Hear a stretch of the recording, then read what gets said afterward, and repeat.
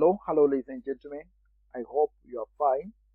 I welcome you all to this video where I will be tackling issues to do with the cost volume profit analysis, that is also called the CVP analysis. Alright, this analysis considers how costs and profit change with changes in the volume of activity. Okay, volume of activity or level of activity.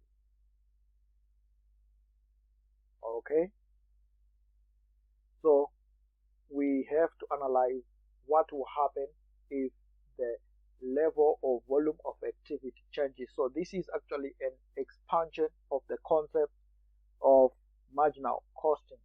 All right, we'll be extending that concept.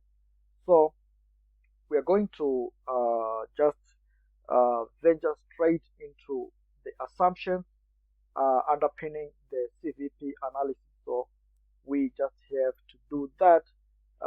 But before we go any further, you may also consider to just do the good thing by helping your lecturer to just continue doing the good work.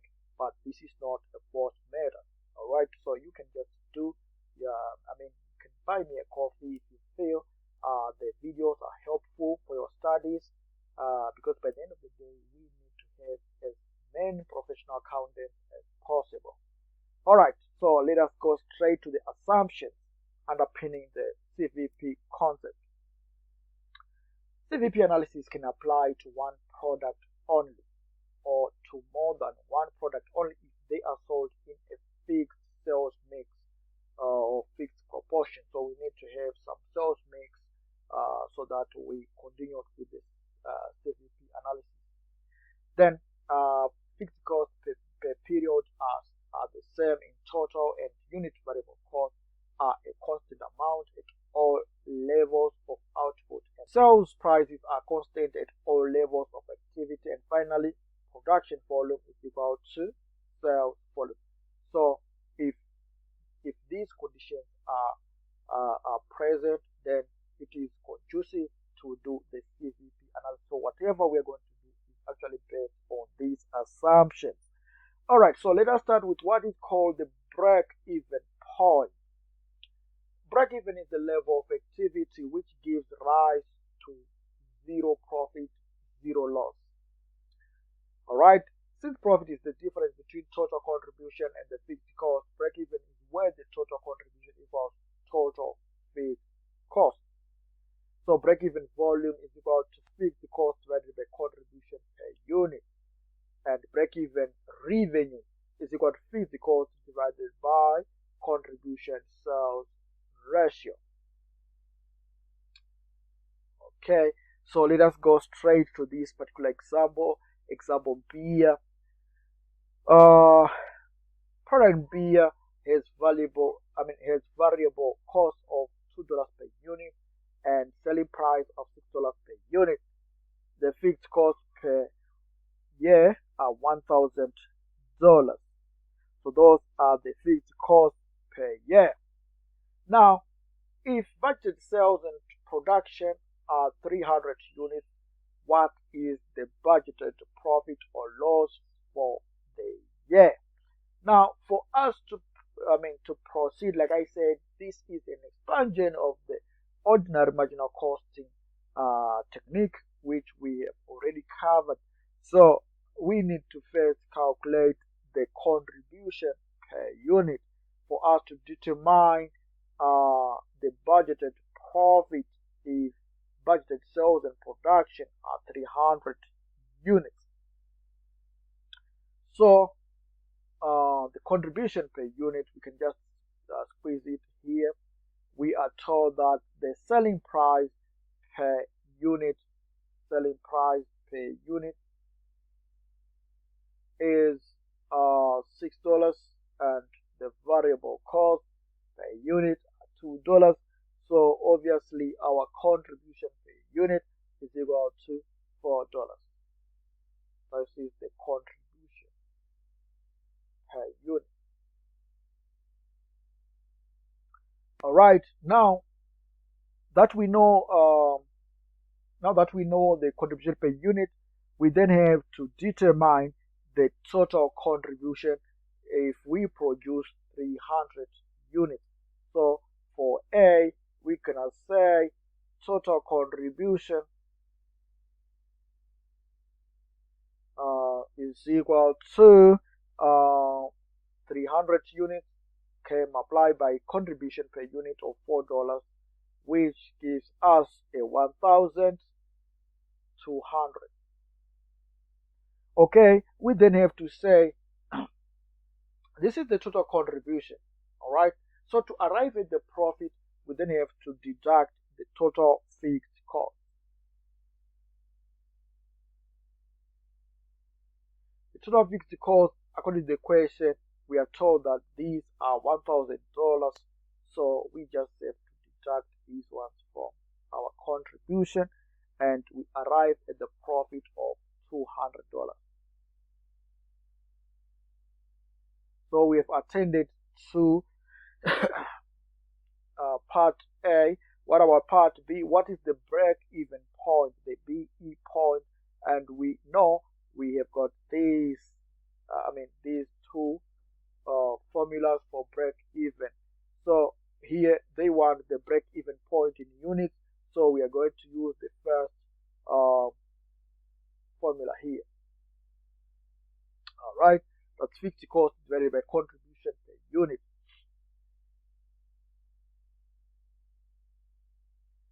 Break-even volume, you got fixed cost divided by contribution per unit. So the fixed costs were $1,000, divided by the contribution per unit, which we determine as $4 per unit. So that should give us 250 units. Remember, dollar divided by dollar is also going to cancel the dollar, so the remainder is the unit value. All right. So for part B, we are done. What about part C? What is the break-even revenue? So break-even revenue, we are told that the break-even revenue, ladies and gentlemen, revenue is equal to fixed cost divided by contribution sales ratio. All right, contribution sales ratio. Okay, and the contribution sales ratio, ladies and gentlemen, this one is, we can just come here, the contribution over sales. The contribution was $4 per unit and the sales per unit was $6, so that's 4 divided by 6, and we get our contribution sales ratio. All right, so we're gonna say 1,000, all right, dollars divided by the ratio. The ratio was contribution was 4 divided by 6. Okay, so 1,000 divided by, in bracket, 4 divided by 6, and we should get our 1,500. Okay, you can also prove this because we know that our unit, okay, we know that the break-even volume was 250, but we also know that the contribution per unit is $4. So if you just say 250 multiplied by 4, you can also always going to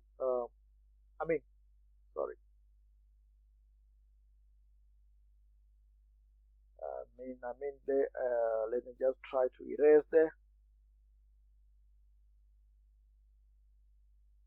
We know that the contribution, the break-even volume is 250 units.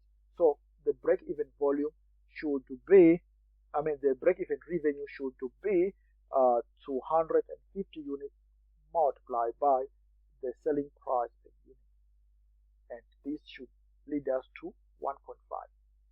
Okay, so that's how you can actually verify if your break-even revenue is the correct figure. All right, what about part D. Part D was saying something spectacular there. All right, how many units need to be sold to achieve a target profit of $300 per year? For us to arrive at the target profit, we just have to use the same principle. So target profit for D, target profit simply is because plus the target profit, okay, or over the contribution sales ratio, something like that. Okay, so that is that. All right, contribution sales ratio. Okay, let me see here. Okay, this is actually rather the target revenue. Okay, this is target revenue. All right, what we want is the output to arrive at a target profit of 300. Let me see, of $300. Okay, so in that case, we then have to tune up our formula to actually address that problem. All right, so what we need to do is just to follow the same formula. All right, so the target volume, actually it is the target volume. All right, the target volume should actually be its cost plus target profit, okay, over the contribution per unit. All right, so we are going to say $1,000 plus the target profit of $300, and we would say all divided by $4. So 1.3 divided by 4, we're going to have about 1 to 13, that's 3, and 1 to 2, that means to 10, that's 2 into 0, that's into 20, because there's a minute to 25. So we're going to have 325 units for us to achieve a profit of $300. Can we prove this? Let us try to prove it. All right, this is mathematical, so we need to at least prove something. So we say 325 multiplied by selling price of 6. Okay, if we multiply by the selling price of 6, how much do we get? Let me try my calculator here. That's 325 multiplied by 6. We have total revenue of 1950. Okay, and if we deduct the variable cost per unit, okay, this was the revenue. The variable cost per unit, was $2, so 325 multiplied by 2. That's 325 multiplied by 2. That's 650. Okay, and then the fixed cost, we are told they are 1,000. So let us try to get the profit. What is the profit? The profit, that's 1950 minus 650 minus 1,000. That's 300. So we have actually did our calculation correct. Okay, so for us to achieve a profit of $300, we need to sell 325 units. That's what it means. Okay, that being said, let's move on, ladies and gentlemen. Let's move on because we do not have time to play. There is an animal called margin of safety. Margin of safety measures the percentage fall in budgeted sales that can be allowed before break-even is reached. Margin of safety is equal to budgeted sales minus break-even multiplied by 100%, okay, divided by budgeted sales. It is useful in identifying how big a problem any inaccuracy in the budgeted sales is likely to be. Also know that margin of safety in units is called budgeted sales units minus break-even sales unit. So let us determine the margin of safety for beer. Alright, we know that beer's budgeted sales. Let me try find a much darker pen.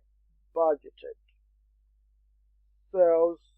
Okay, the budgeted sales according to the problem so far was 300 units. Alright, the budgeted sales was 300 units. Alright, so we know that 300 units were budgeted for. Alright, however, our break-even point in units, BE break-even volume, was 250 units. We determined that. So the margin of safety is equal to budgeted sales minus break-even point divided by budgeted sales, as we have already indicated there. So that's 300 units minus 250 units all over 300. Okay, multiply by 100 and you get your 15.67%.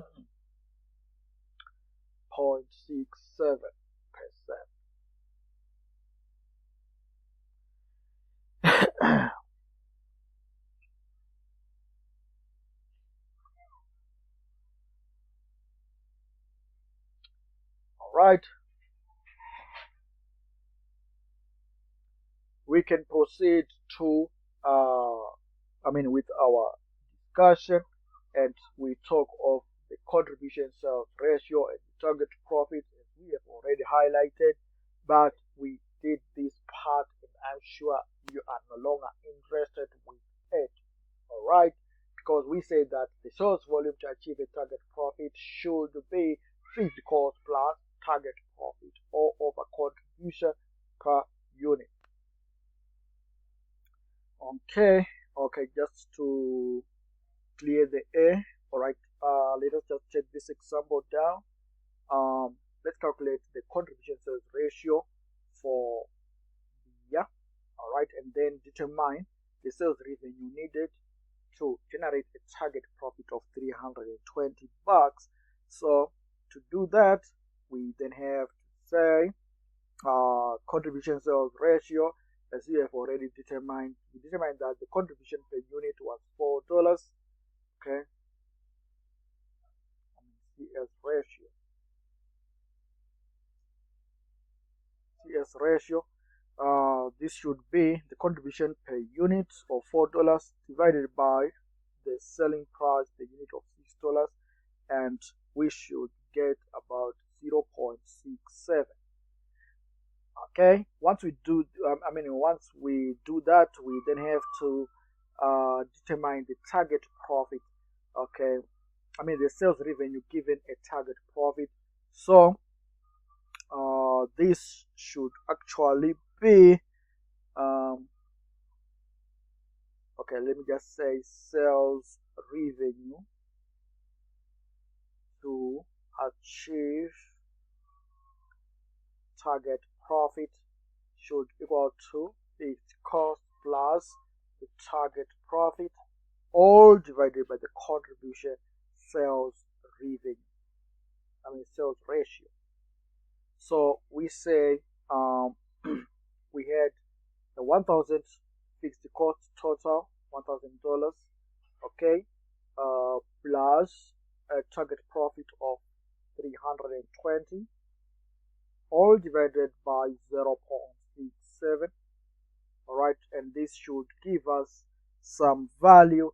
All right, so that's 1,320 divided by 0.67, and this should come to 1980. So we need to sell to have a total sales of 1080 to achieve a profit of 320. That's what we need to do, and I've shown you in the previous example, how to prove your point. Okay, we know, for example, that our total contribution, let us try to prove this point. Our fixed costs are $1,000. Then our variable costs, variable costs are 320 multiplied by variable cost per unit, that was $2. So 320 multiplied by 2, this gives us a 0, a 4, a 6. So we have got total cost of 1,640, but the total revenue, that's 1,900. So total revenue, that's 1,980. So if we use our calculator, obviously we are going to have some profit of 320. Not mistaken there. Okay. Alright. Let us just try to say 1980 over 1640. 0 for 340. There is a difference of $20, and the difference could be due to some rounding. Remember, this 0.67 is something that could have contributed to that. Alright, because let us try to say 0.4 over 6, 4 over 6. 4 over 6, you can see that the actual value of 4 over 6 is actually 0.66666666.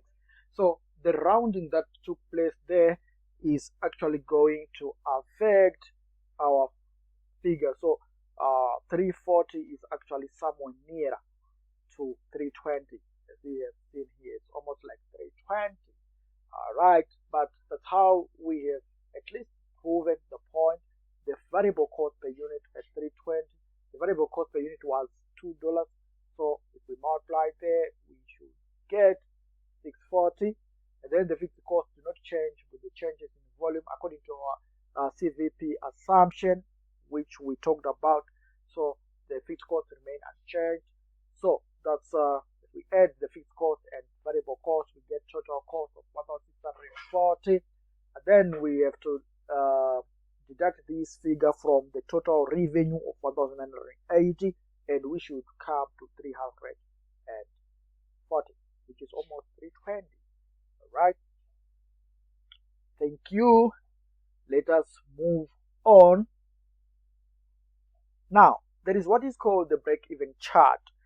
Okay, the break-even chart plots total cost and total revenues at different levels of volume or activity, and shows the activity level at which the break-even point is achieved, or the point at which the break-even is achieved. Alright. Okay, so ladies and gentlemen, let us just try to draw the break-even chart for beer and see if we can manage to come up with something reasonable.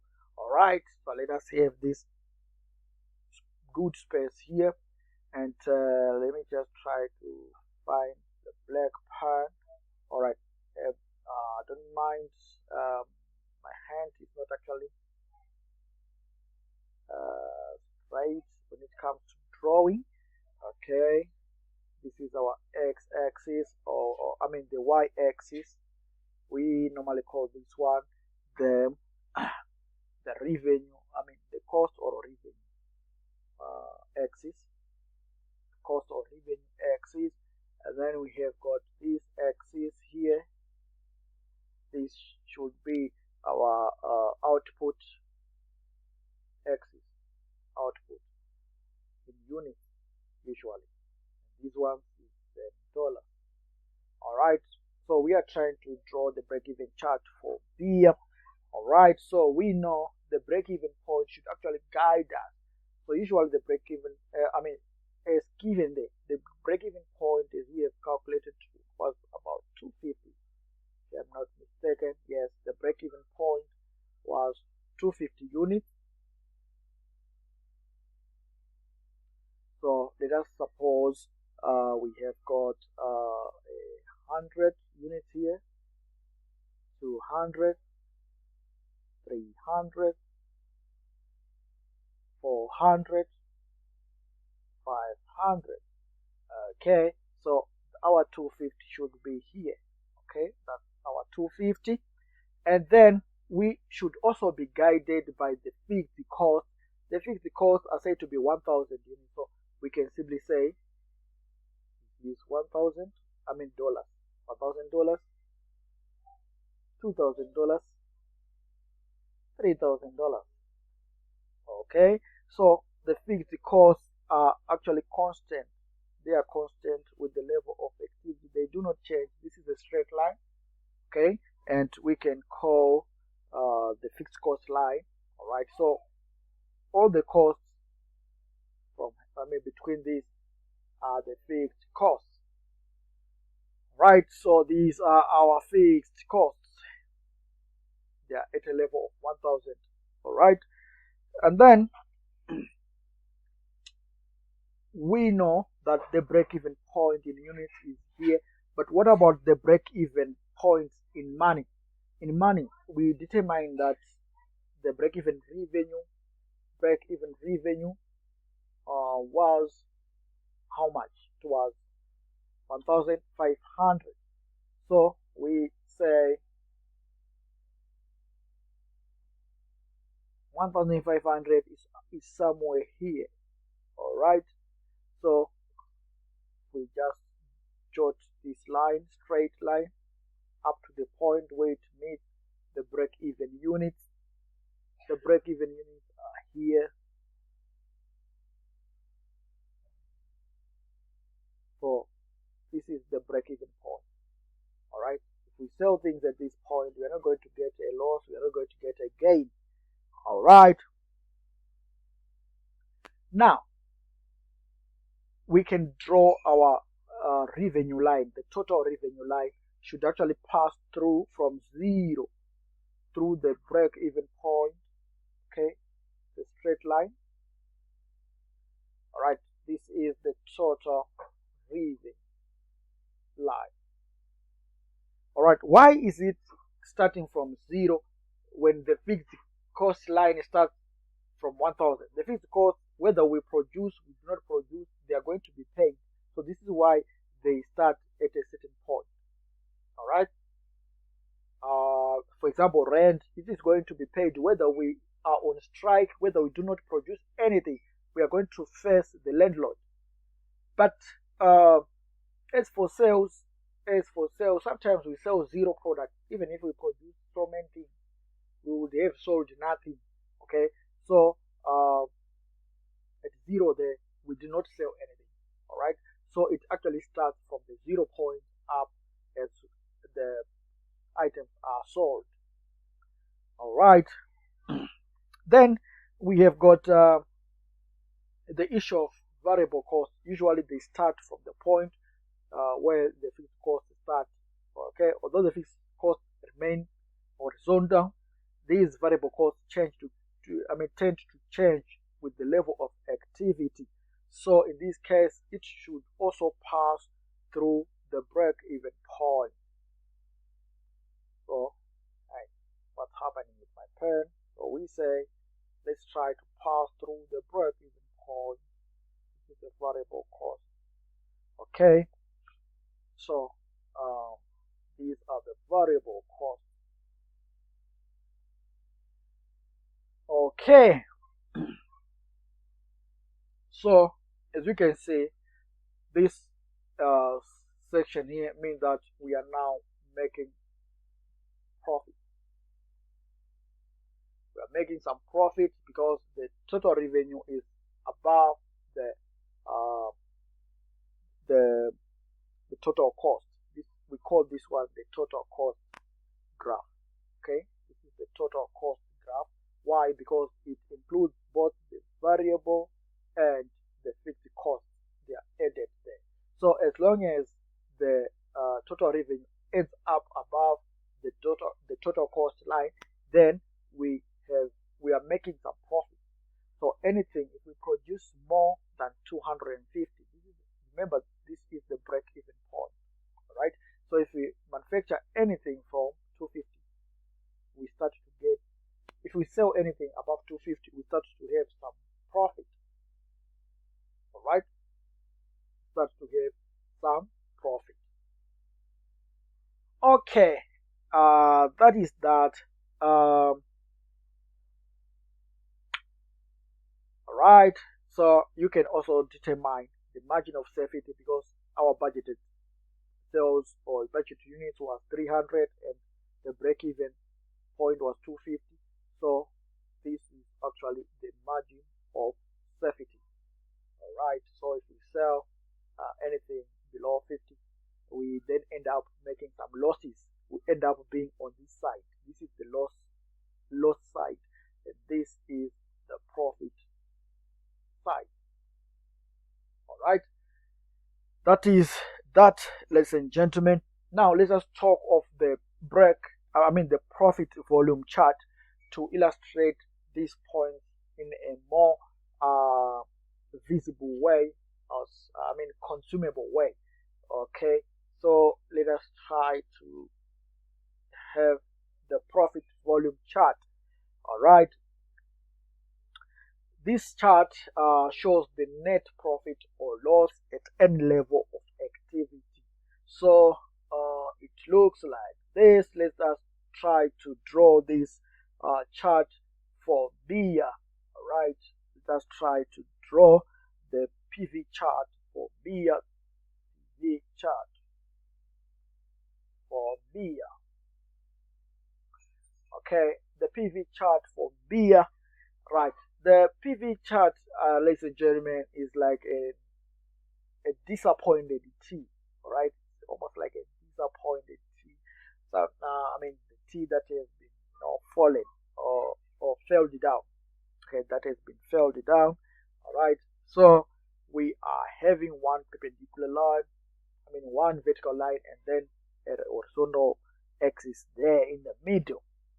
So we have got our profit. Remember, this is a profit volume chart. All right, so that's why we are having the profit as well as the output. All right, in terms of the activity level, the sales in units rather. Okay, these are the sales in units. Okay, now we know that whether we make a sale or we don't make a sale, there is a particular cost we are going to incur, and that is a fixed cost, right?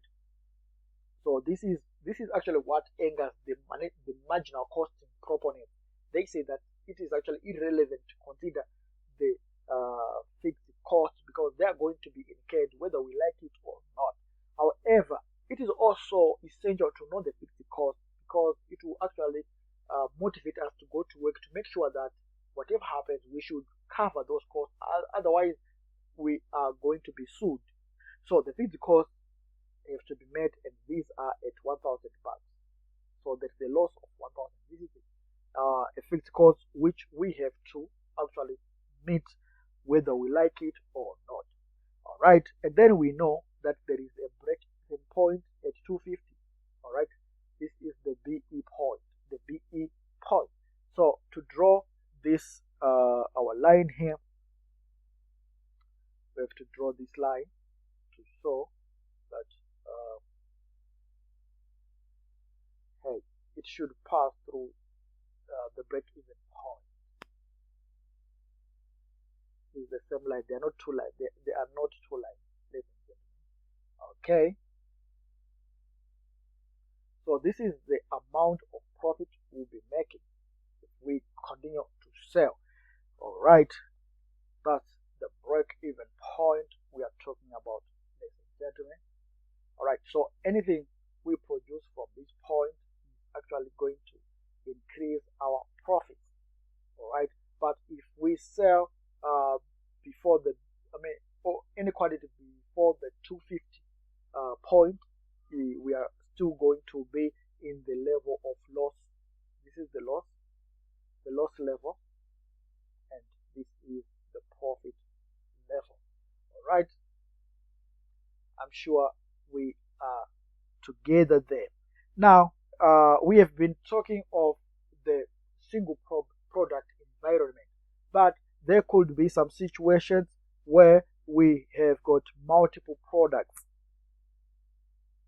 Okay, so we have to consider the multi-product situation, and that is actually very, very uh, lucrative for exam purposes.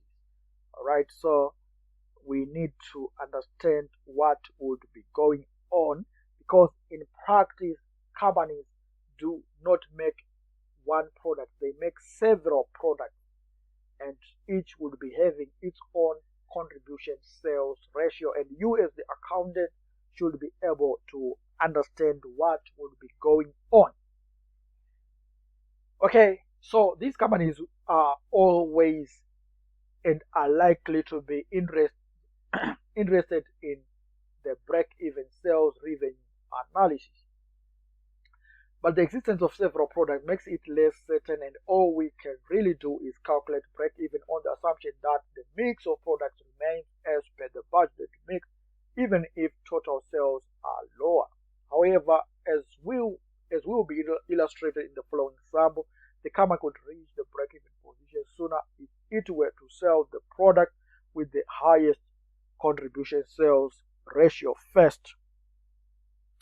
Okay, so we need now to go through this particular example to see if we can come up with something meaningful.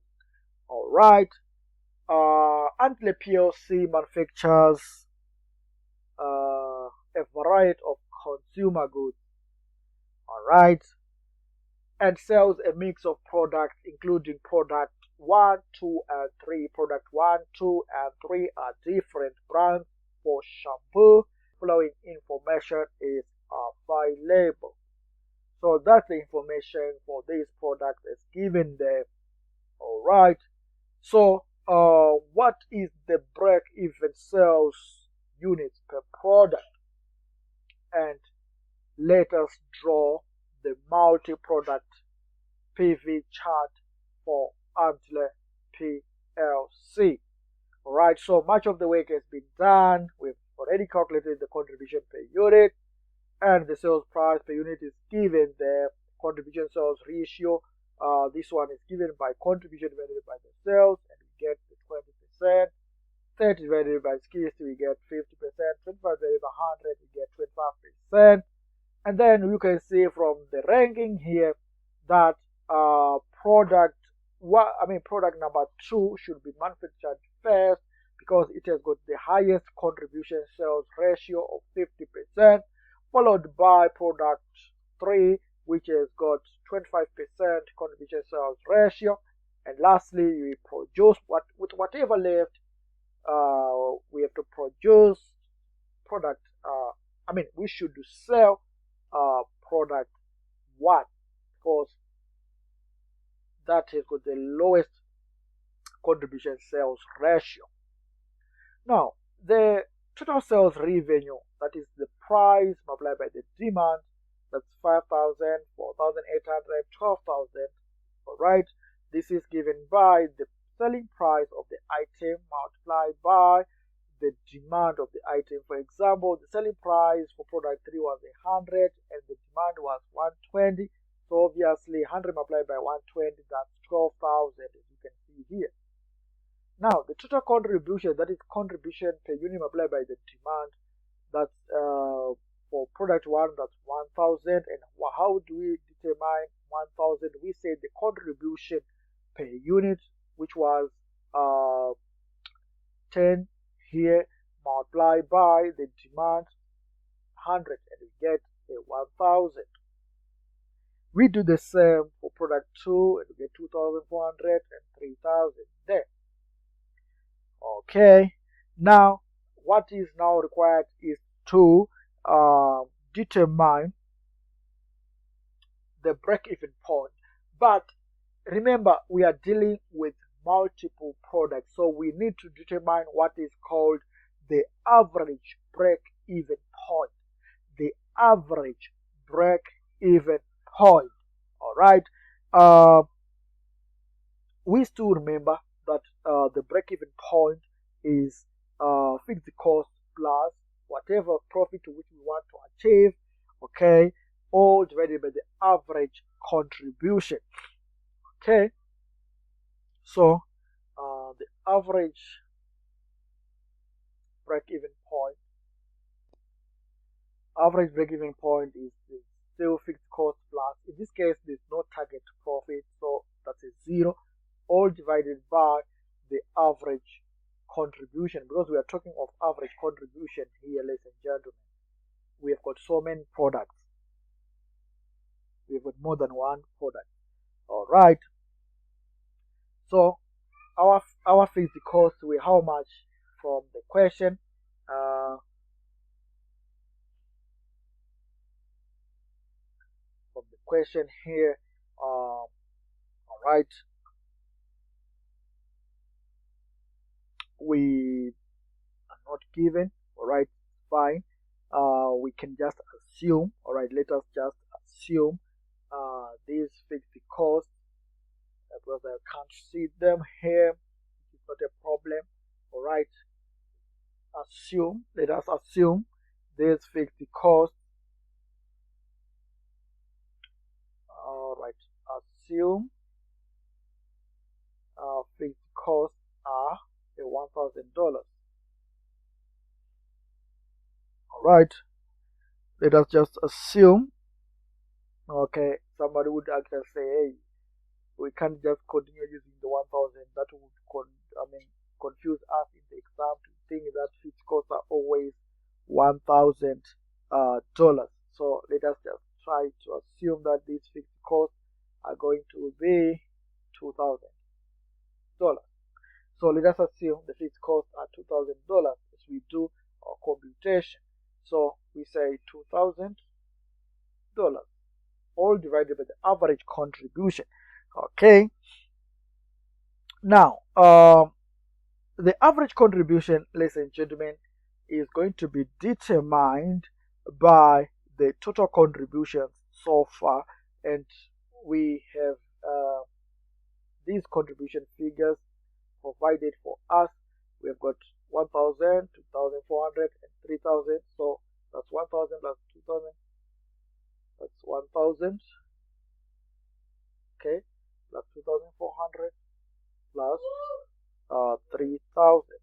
All right, and these should actually be divided by 3 because we've got 3 products, right?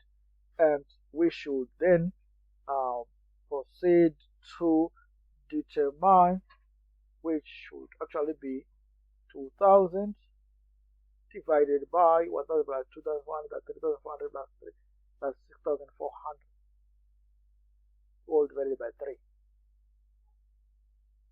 Okay, and we should get 94. All right, so these are the 94 units which should be produced. So that's the break-even point is 94 units, the average break-even point. All right, then we have to determine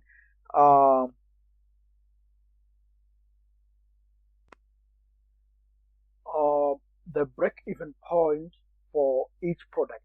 Remember, this was for the whole product, for all the products. This was the average for all the products. But we need to determine, now let's determine the BE point for each product. That's what we have to do now. So we come here and say um,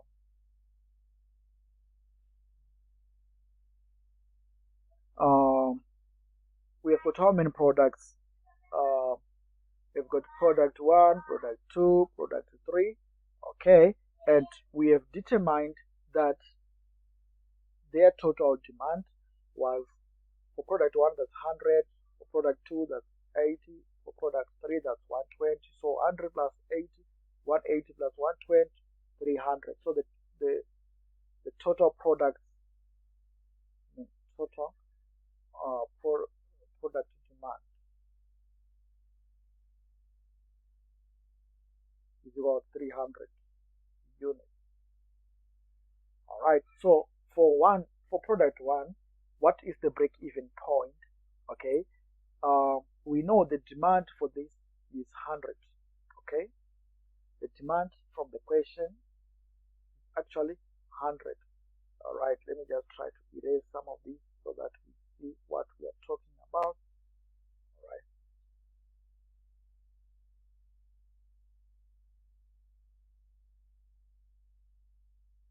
All right. So the demand for product 1 is 100, but the total demand is 100 plus 80 plus 120, that's 300. Okay, that's the total demand. So we say for product 1, that's 100 over 300 multiply by the average break-even point for all the products, and we should get 31 units as the BE point. All right, this is the BE point or unit for this particular product. We then go to product 2. The product 2, the demand was 80 units. So we say 80 divided by 300 multiplied by the average break-even point, and we should get about 25 units, which is the BE for this product.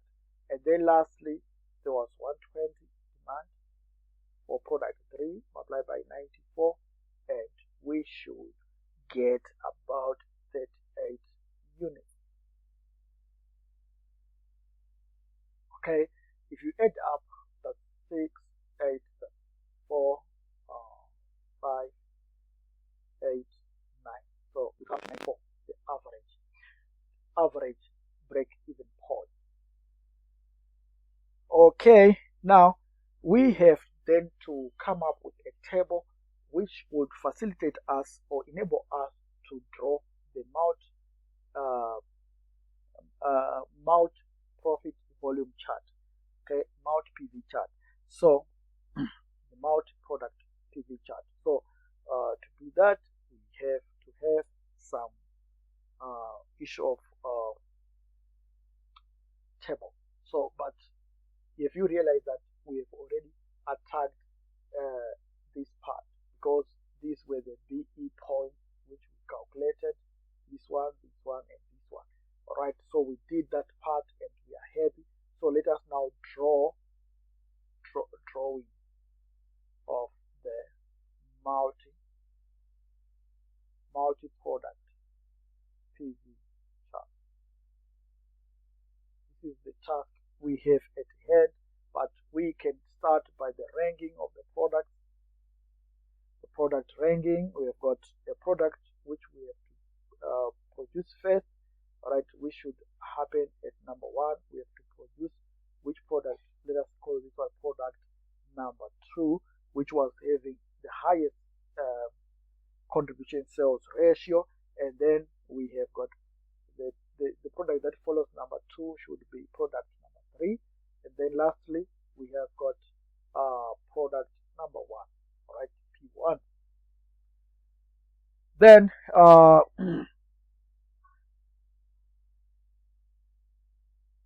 okay, and let's talk of their sales, the sales of this product. The sales were as given there. All right. Product number 2 had sales of 4,800. Product number 3, 12,000, and product number 5, 5,000. So let us slot in these figures. We are talking of 4,800 for product number 2, and then we are talking of 12,000, then 5,000. All right. Now that we have done this, we have to have a cumulative, a column, cumulative. The spelling of cumulative, I'm sure we do not have two M's there. It should be cumulative. All right. So we start with the 4,800 as the cumulative amount. Then we add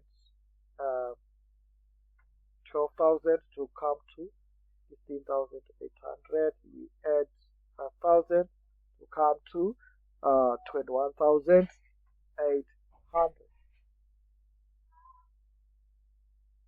All right. We then have to proceed to the profit column. Profit. We also have the cumulative column for the profit. Okay, the cumulative column for the profit. Now, for the profit, we should be guided. Okay, we should be guided accordingly, because the profit is actually a very, very contentious issue. We can't actually ignore. Right, we can't ignore that. All right. For profit, this is where actually most students get lost. All right. For profit, all right, we have to know certain things. All right. Firstly, we have to determine the contribution, which we did up to here, up to this level. All right. But for us to come to a profit, we then have to say contribution. Contribution minus fixed cost. All right. The total contribution minus fixed cost. Total contribution. Okay. TC. Total contribution minus fixed cost. So in other words, okay, this gives us the profit. So in other words, we are saying profit is equal to sales minus total cost. All right. Profit is equal to sales minus total cost. All right. When we reach contribution, we had only done because total cost is also a function of fixed cost plus variable cost. So when we reach contribution, we had said selling price minus variable cost. All right. But for us to reach profit, we then have to add the fixed cost. All right. We have to subtract the fixed cost. So this gives us the profit. Selling price minus variable cost minus fixed cost, we then get what is called profit. If we only deduct variable cost from selling price, we get what is called contribution. But for us to arrive to profit, we then have to deduct fixed costs. So far we have what is called contribution. All right. So the total contribution for let's say product 2, which we are going to sell first, is 2,400. So we are going to say the profit for product 2 is going to be 2,400 minus the fixed cost, which we had determined as 2,000. Remember, we said let us assume the fixed costs are 2,000. So, and we get here, which is what, $400. That's our profit. Okay, that's our profit which we make if we sell product 2 first. we get the sales total revenue of 4,800. Okay, and we get the profit. We get the profit of 2,400. All right, that's what we get. Now, we then have to go to product 3, which follows next, and we have to consider its total contribution. All right, the total contribution for product 3 was 3,000, so we slot in that figure as 3,000.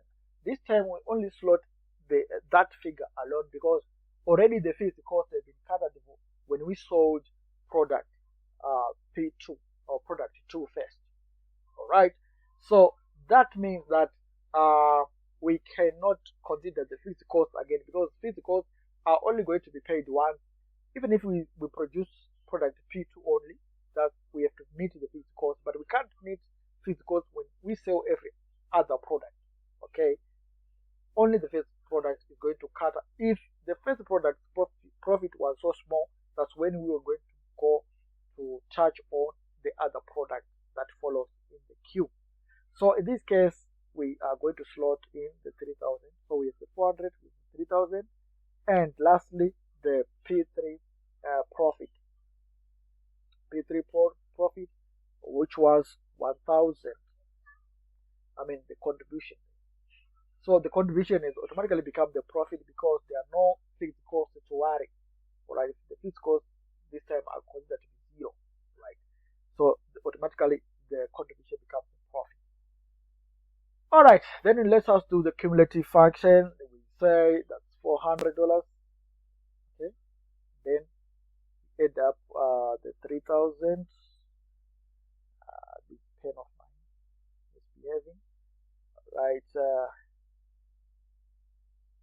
Right. So that's 3,000, and we come to 3,400.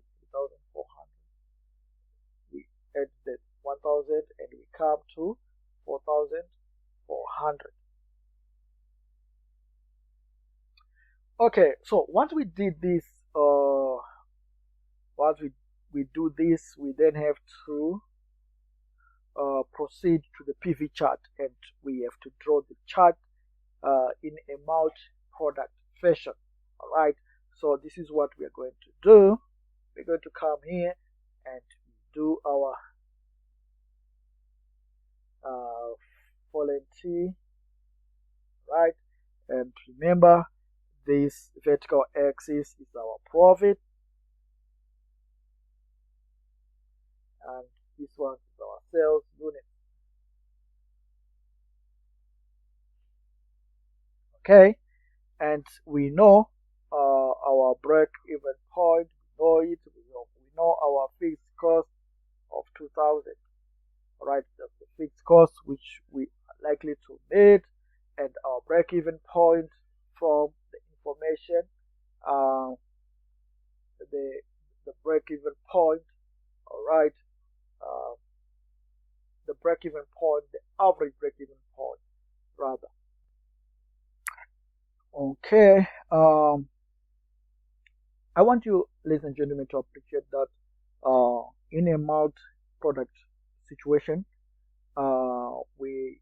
it's no longer the walk in the park. We have to consider certain figures outside the break-even point itself. Okay, the product break-even point. So we just have to ignore this figure for now. All right, but if it was a single product situation, that figure was actually going to assist us as soon as possible. Now, so we have to go back here and say, fine, we've got the 2,000 and the fixed cost there, that's fine. We then have to say, what is the total, the cumulative total revenue which we are expecting. All right, from this table, we can see that we are expecting 21,800. So we come to the graph and say, okay, fine, let us try to plot our numbers on this line. We've got, if it is the 21,000 the maximum, so we can actually go by saying this is let's say 5,000. Okay, and this is 10,000. Okay, and we can simply say 5,000 is too much. Let us try to say this is 2,000. Okay, this is 2,000. This is 4,000. This is 6,000. This is 8,000. This is 10,000. This is 12,000. 14,000. 15,000. 18,000. We can say 20,000 and 22,000. Okay, the graph can continue. All right, that's the issue of scaling, ladies and gentlemen. And then here we saw that the fixed costs are 2,000, so we can simply say this is 1,000, and this is 0, 1,000. I mean, the profit was, the maximum was actually what, 4,000, so we should be guided accordingly.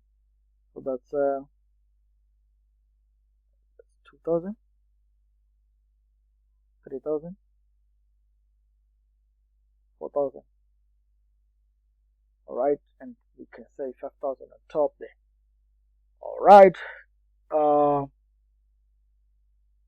Now we have seen that the maximum sales we can get out of selling this whole, I mean, all the three products is 21,800, which is somewhere around here. This is almost about 21,800. Yes, so it's almost like here, somewhere here, right? And the maximum profit we can get is 4,400. So we say 4,400 is somewhere here. So we try to use your ruler. You should come to this point, all right?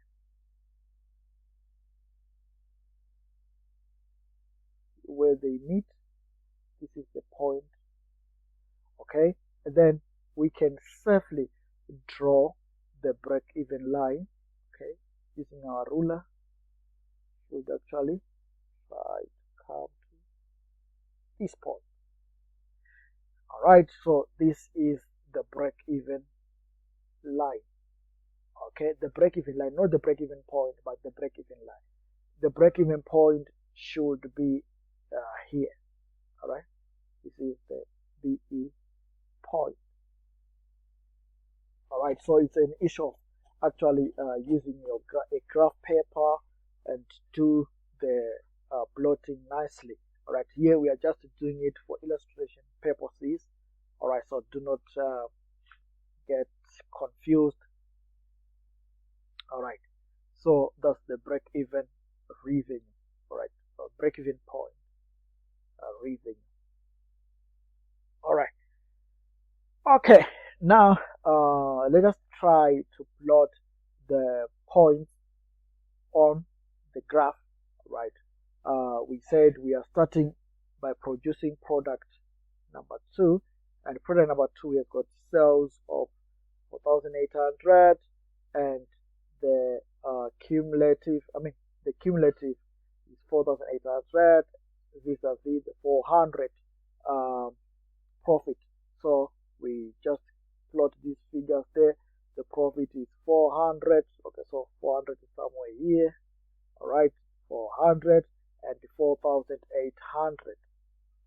4,800 is somewhere here. So you can see that this point should actually be here. All right, so this is product number 2, P2. Right, so we just draw a straight line from the 6-point graph to reach this point. All Alright, let me just try to use another color. Alright, we are saying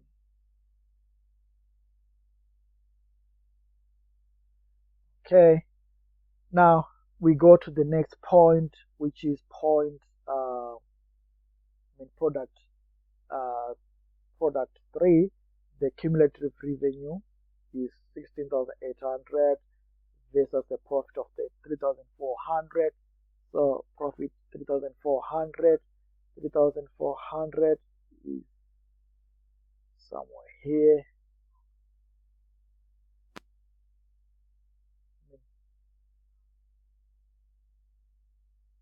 Yes, okay.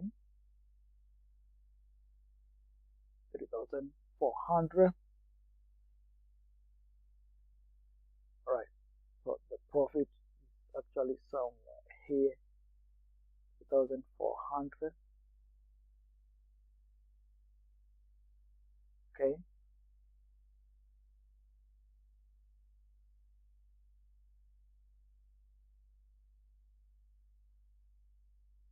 Versus sales of how much? The sales of 16,800 plus 16,800, which is somewhere here.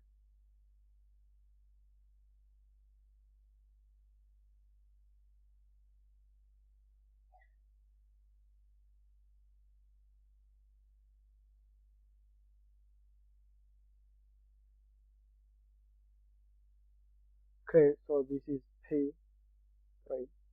Right, so we take a ruler and try to reach this point. Okay, and obviously we reach the point where we have got our last product where we put P1.